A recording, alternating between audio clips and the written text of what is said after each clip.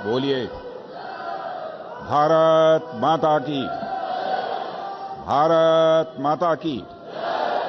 धन्यवाद।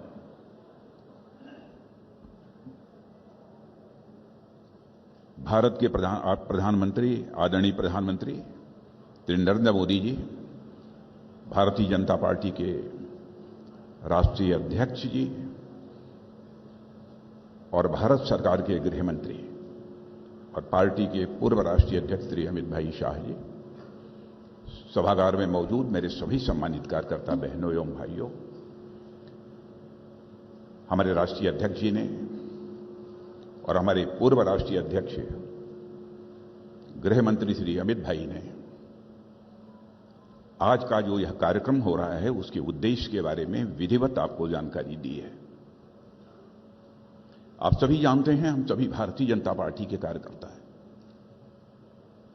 बहनों भाइयों, भारतीय जनता पार्टी एक राजनीतिक पार्टी है और इस सच्चाई को कोई नकार नहीं सकता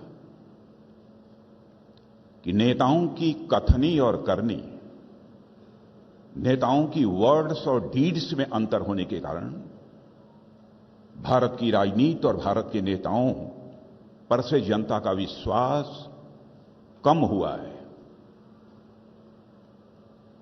भारत की राजनीति में इसके पहले नेताओं की कथनी और करनी में अंतर होने के कारण जो विश्वास का संकट पैदा हुआ था, क्राइसिस ऑफ क्रेडिबिलिटी जो पैदा हुई थी, उस क्राइसिस ऑफ क्रेडिबिलिटी को, विश्वसनीयता के संकट को किसी ने चुनौती के रूप में स्वीकार किया है तो हमारे प्रधानमंत्री श्री नरेंद्र मोदी जी ने उस चुनौती के रूप में स्वीकार किया।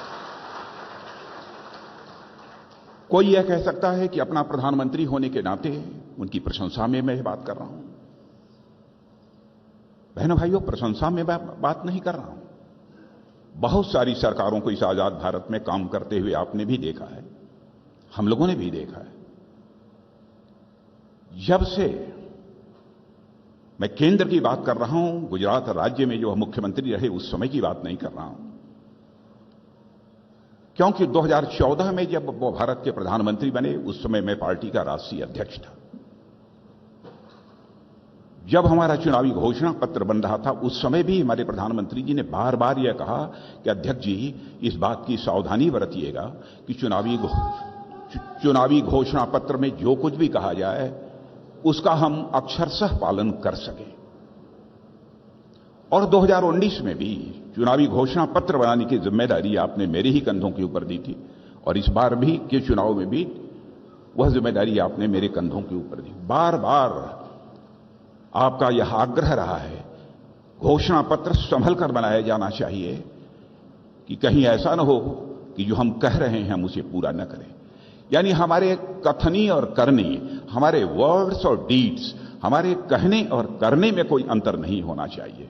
इसलिए मैं कहना चाहता हूं मेरे बहनों भाइयों, हम सबको गौरव की अनुभूति होनी चाहिए कि हम एक ऐसी राजनीतिक पार्टी के कार्यकर्ता हैं जो राजनीतिक पार्टी केवल इस दुनिया की सबसे बड़ी ही राजनीतिक पार्टी नहीं है, बल्कि सबसे क्रेडिबल, सबसे विश्वसनीय राजनीतिक पार्टी यदि कोई है तो वह भारतीय जनता पार्टी।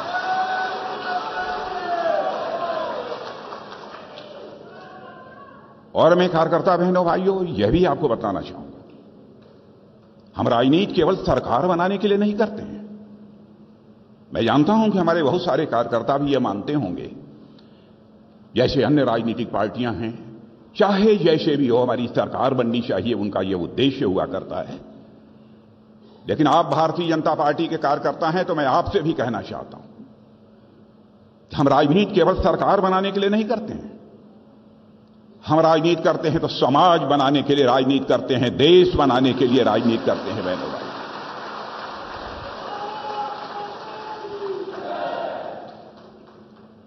भारतीय जनसंघ के रूप में जिस समय हम लोगों ने अपनी राजनीतिक यात्रा प्रारंभ की थी, तब से लेकर आज तक जिस विचारधारा को, जिस दार्शनिक अवधारणा को उस समय हम लोगों ने स्वीकार किया, जिस आइडियोलॉजी को स्वीकार किया, निरंतर उस पर हम आगे बढ़ते चले जा रहे हैं। रंश मात्र भी हमारा डेविएशन उससे नहीं हुआ है। यदि हम कहते हैं कि हम राजनीति केवल सरकार बनाने के लिए नहीं कर रहे हैं, बल्कि समाज बनाने के लिए, देश बनाने के लिए कर रहे हैं, तो क्यों कह रहे हैं कि हमारी विचारधारा जो है, वह विचारधारा, वह हमारी दार्शनिक अवधारणा, वही हमको संदेश देती है, वही हमको यह प्रेरणा देती है कि हमको इस प्रकार की राजनीति करनी है कि हर व्यक्ति को सुख की प्राप्ति हो, हर व्यक्ति को आनंद की प्राप्ति हो। हम ऐसी सरकार देना चाहते हैं इस देश को। और अपनी ही दार्शनिक अवधारणा में, दार्शनिक अवधारणा देने वाले हमारे स्वर्गीय पंडित दीनदयाल जी उपाध्याय ने कहा था कि यह मनुष्य केवल हाड़ मांस का टुकड़ा नहीं है, लोथड़ा नहीं है।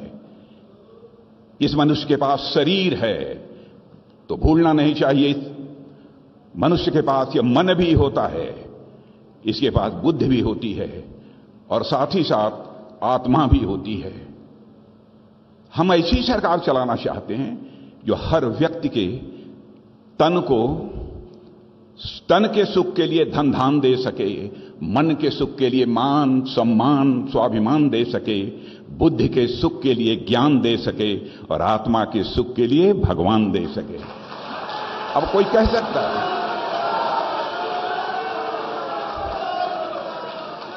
अब यह भगवान क्या है, इसको मैं डिफाइन नहीं करना चाहता हूं, क्योंकि कुछ लोग जो नहीं समझ पा रहे होंगे, वो कहेंगे यहां भगवान की बात राजनीति में कहां आ गई, गॉड की बात कहां से आ गई।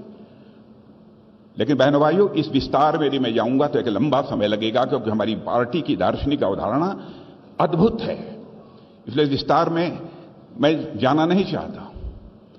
अब जैसे आत्मिक सुख आपको कैसे मिलता है, एक व्यक्ति के साथ आपका कोई रिश्ता बनता है तो जितना जो सुख मिलेगा उससे कहीं अधिक धीरे धीरे बढ़ते बढ़ते समाज, कुछ लोग ऐसे होते हैं, पूरे राष्ट्र, कुछ लोग ऐसे होते हैं कि पूरी प्रकृति, पूरी सृष्टि के साथ एकात्म हो जाते हैं। ऐसी ऐसी भी विभूतियां हमारे भारत के अंदर होती हैं। सचमुच आत्मिक सुख तो उन्हें ही प्राप्त होता है, परमात्मा की प्राप्ति तो उन्हें ही होती है। तो मैंने सब मिला जुलाकर हमारी भारतीय जनता पार्टी ऐसी एक राजनीतिक पार्टी है जिसने कि भारत की राजनीति को एक दार्शनिक अवधारणा भी देने का काम किया है। उस पार्टी के हम लोग कार्यकर्ता हैं और उस पार्टी का सदस्यता अभियान हमारा आज से प्रारंभ हो रहा है। और हम लोग अकेली राजनीतिक पार्टी हैं इस देश की। ठीक है, साम्यवादी कहते होंगे कि उनका सदस्यता अभियान चलता है, वो करते होंगे, लेकिन उनसे हमारा भिन्न है। उठाकर कोई देखे, बराबर विधिवत नियमित रूप से हम लोगों ने सदस्यता अभियान चलाया, संगठन की रचना की है, संगठन के आधार पर कामकाज किया है। और मैं देखता हूं बराबर प्रधानमंत्री जी सत्ता के सर्वोच्च शिखर पर बैठे हुए, फिर भी बराबर संगठन को उन्होंने सम्मान दिया है, संगठन के कार्यकर्ताओं की चिंता की।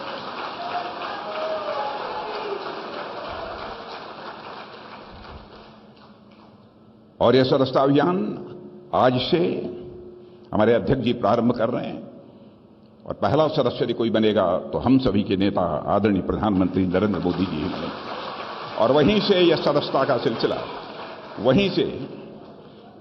का सिलसिला प्रारंभ होगा। एक निवेदन मैं अपने कार्यकर्ताओं से करना चाहता हूं, आप सबसे भी और देश भर के कार्यकर्ताओं से भी मैं ये अपील करना चाहता हूं। सदस्य तो हम बना लेते हैं मोबाइल के माध्यम से, कभी कभी अपनी सदस्यता की जो रसीद वहियां होती हैं उसके माध्यम से भी हम सदस्य बना लेते हैं। उसके बाद हम किसको हमने सदस्य बनाया हम उसको भूल जाते हैं। बहनों भाइयों, आपका भी कद बढ़ेगा यदि जिसको आपने सदस्य बनाया है कभी कोई जरूरत हो उठाकर टेलीफोन कर लिया, यदि बहुत नजदीक है, आसपास है, तो दुख सुख की घड़ी में उसके साथ यदि आप खड़े हो गए तो आप देखिए पार्टी का क्या स्वरूप बनेगा, पार्टी कितनी जीवंत हो उठेगी। और मैं तो कहना चाहता हूं संगठन के काम में लगे हुए लोगों से कि आप नीचे के कार्यकर्ताओं को भी बतलाइए, हमारे बूथ के कार्यकर्ताओं को जिनको आपने सदस्य बनाया है, साल डेढ़ साल में उनको एक बार याद कर लिया करिए, भले ही उनकी सक्रिय भागीदारी राजनीति में न हो। पार्टी की जीवंतता, पार्टी की जीवंतता सदैव बनी रहेगी। बिना बुलाए मान लीजिए कोई सामान्य कोई ऐसा कोई व्यक्ति है समाज का जिसके यहां शादी हो रही है, आपने उसको सदस्य कभी बना रखा है, निमंत्रण नहीं प्राप्त हुआ है, लेकिन आपने यदि सदस्य बनाया है, बिना बुलाए उसके शादी में पहुंच जाइए, उसके किसी काम काज में पहुंच जाइए। पार्टी सदैव जीवंत रहेगी और इस काम को आप सब इसे तहे दिल जिसे कहते हैं प्रारंभ करें। मैं आप सबसे अपील करना चाहता हूं और फिर से मैं इस बात को दोहराना चाहता हूं कि बहनों भाइयों, भारतीय जनता पार्टी की राजनीति अन्य लोगों से भिन्न है। राजनीति यह दो शब्दों को मिलाकर बना हुआ है, राज और नीति। नीति यह संस्कृत के नए धातु से बना हुआ है, जिसका अर्थ होता है ले जाना, टू कैरी आउट, किधर ले जाना, सन्मार्ग की ओर ले जाना। ऐसी राजनीति जो समाज को सन्मार्ग की ओर ले जाने का काम करे, उसे ही हम यथार्थ सच्ची राजनीति कहते हैं। और वह राजनीति करने वाली यदि पार्टी इस हिंदुस्तान में यदि कोई है तो उसका नाम है भारतीय जनता पार्टी। ऐसे पार्टी के हम सभी कार्यकर्ता हैं और आज से हमारा सदस्यता अभियान प्रारंभ हो रहा है। तहे दिल हम सबको इस सदस्यता अभियान में जुटना चाहिए और उसके लिए मैं अपनी हार्दिक शुभकामनाएं देते हुए पुनः प्रधानमंत्री जी के प्रति आदर और सम्मान की अभिव्यक्ति करते हुए और अध्यक्ष जी के द्वारा इस सदस्यता अभियान का शुभारंभ हो रहा है, इसलिए उनको हार्दिक शुभकामनाएं देते हुए इस सदस्यता अभियान की सफलता के लिए अपना निवेदन समाप्त करता हूं।